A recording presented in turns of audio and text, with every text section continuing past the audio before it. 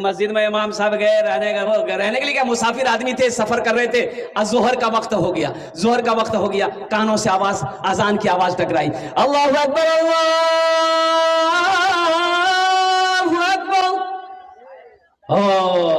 तो बेचारा मस्जिद वो गांव की तरफ रुक कर गया। अब गांव में पहुंचा तो देखा कि भाई ये की आदमी है और कोई नमाजी है ये नहीं है। बड़ा अफसोस हुआ, देखा कि मस्जिद में गर्द गुबार भी बहुत ज्यादा सारी चीजें लगी हुई है।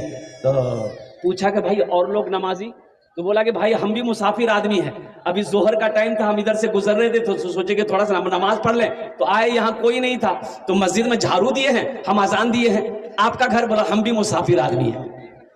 वो एक मुसाफिर नमाज पढ़ के तो चला गया, दूसरा मुसाफिर बोला कि नहीं, इस बस्ती में हमको दावत का काम करना होगा।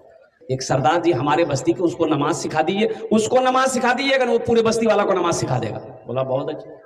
तो सरदार जी जो थे, वो मुखिया जी कहिए, सरदार जी कहिए, प्रधान कहिए, वो प्रधान बोला कि हाँ मौलवी साहब आप हमको नमाज सिखा दीजिए, हम पूरे बस्ती वाले को लट्ठी लेकर नमाज सिखा देंगे।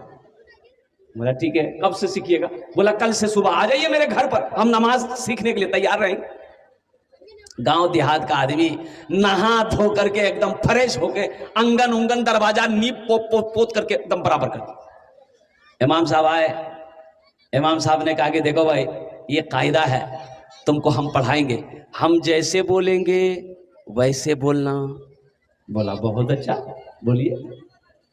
इमाम साहब बोले पढ़ो बिस्मिल्लाहिर्रहमानिर्रहीम, तो वो भी बोला पढ़ो बिस्मिल्लाहिर्रहमानिर्रहीम।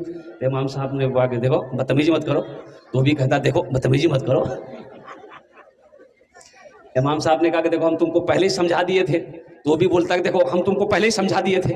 इमाम साहब को गुस्सा आ गया, एक तमाचा मारा, लगा दिया उसको, और उसको एक तमाचा लगाया, वो दो तमाचा इमाम साहब को लगा दिया। अब तो इमाम साहब का पारा चढ़ा, पकड़ा गर्दन, वो भी पकड़ा गर्दन इमाम साहब का, कभी इमाम साहब नीचे वो ऊपर, कभी वो नीचे इमाम साहब ऊपर। उसकी बीवी जो नमाज सीख रहा था प्रधान साहब का, उसकी बीवी आंगन से झांक कर देख रही, बोले या अल्लाह हम नहीं समझे थे कि नमाज इतनी बड़ी होती है, नहीं तो दरवाजा बड़ा करके रखते हम। तो लोग आए, कुछ लोग आए, नमाज छोड़ा दे, उन लोगों का भाई छोड़ा दो भाई, दोनों लड़ाई लड़ रहे हैं, छोड़ाओ उनको। उनकी भी बोली मत छोड़ाओ, इमाम साहब नमाज सिखा रहे।